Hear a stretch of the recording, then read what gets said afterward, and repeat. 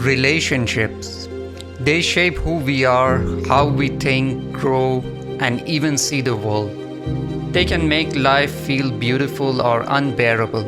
Yet beneath all the joy and pain, every relationship carries one silent truth. They are mirrors, revealing who we are. In this video, we will explore the deeper patterns behind every relationship, what they reveal, how they shape us, and the truths we often overlook. If you were the only person on this planet, no one to talk to, no one to laugh with, no one to witness your life, would you truly be happy? We chase success and comfort, but most of what we call happiness isn't created in isolation. It's reflected back through others. A smile shared, a hand that helps, a heart that understands. Yet the same relationships that bring us joy can also bring us pain. We try to understand others and in the process lose ourselves. Maybe the problem isn't who we love, but how clearly we see. To see through love, not through fear. Relationships begin with connection and challenges to grow and evolve into meaning. At their highest level, they become about contribution, where love expands beyond two people and begins to heal the world around them. So relationships aren't just about sharing life, they're about becoming true life. Have you ever noticed how some people seem to have a problem with everyone they meet? When someone constantly finds fault with others, it often says more about their inner world than the outer one. But if most people you meet seem to have a problem with you, maybe it's time to pause and reflect. Relationships aren't just emotional bonds, they are psychological mirrors. The way we interpret others often reveals what we haven't yet resolved within ourselves.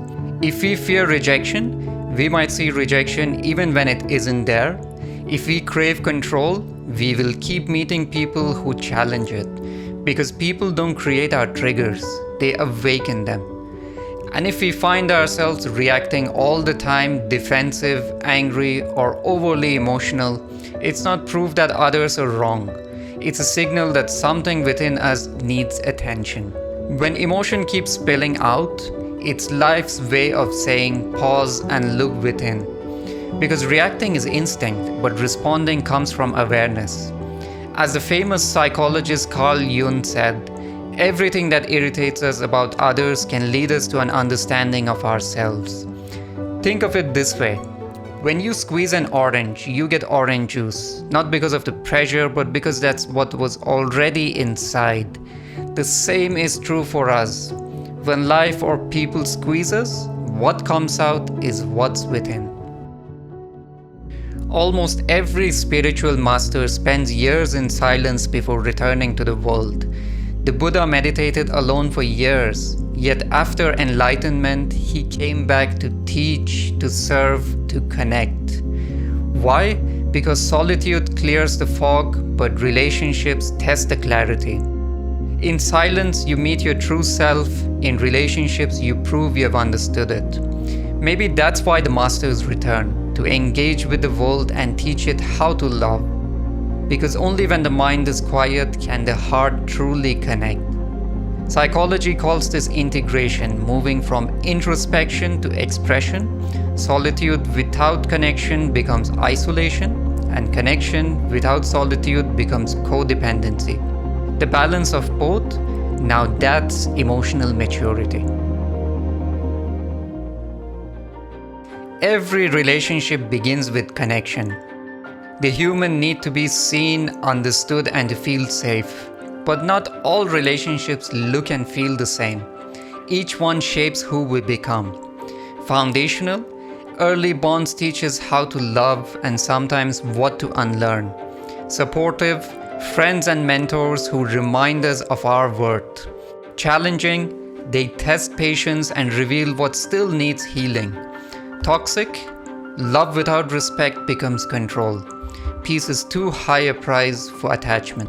Transformational, they might not last forever, but they can certainly change you forever. The relationship with yourself. Every external bond mirrors how deeply you care for the person within.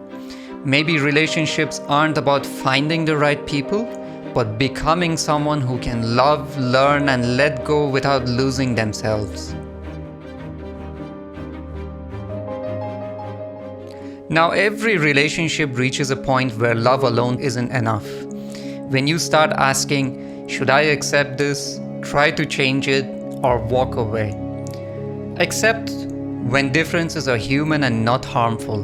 When the person isn't perfect but is kind, consistent, and safe. Acceptance isn't giving up your needs, it's peace without suppression. Change when both are willing. When the issue is communication and not character. Growth can't be forced, but it can be invited through honesty and boundaries. And leave when staying costs you yourself. When you start shrinking to keep the peace because love should make you softer and not smaller. And to truly know when to walk away, you first need to understand what toxic love really looks like.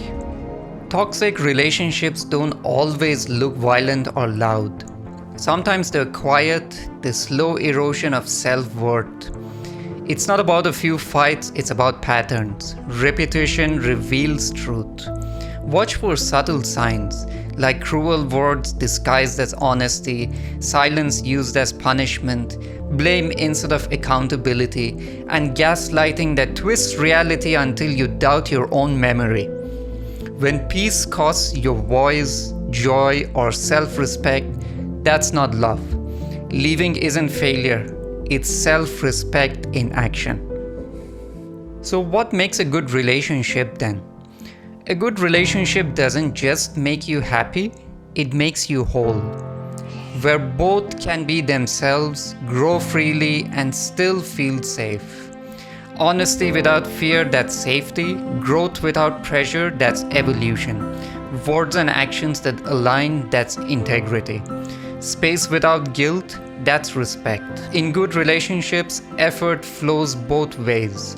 Freedom and connection coexist. Joy returns, you feel lifted, not drained. Conflict becomes understanding. Compassion guides repair. And over time, you find shared meaning, not just being in each other's lives, but growing through them. Modern relationship psychology experts often remind us, be curious, not critical. Be kind, not crushing. Ask, don't assume. Connect before you correct. So think about the people in your life. Who feels like calm and who feels like chaos? Which relationships pull you closer to who you want to be and which pull you away? That's your mirror speaking. The answer isn't out there, it's within. Relationships are how life experiences itself through laughter, conflict, forgiveness, and love. And when you learn to see people clearly, you will finally see yourself clearly too, and realize you were already whole all along.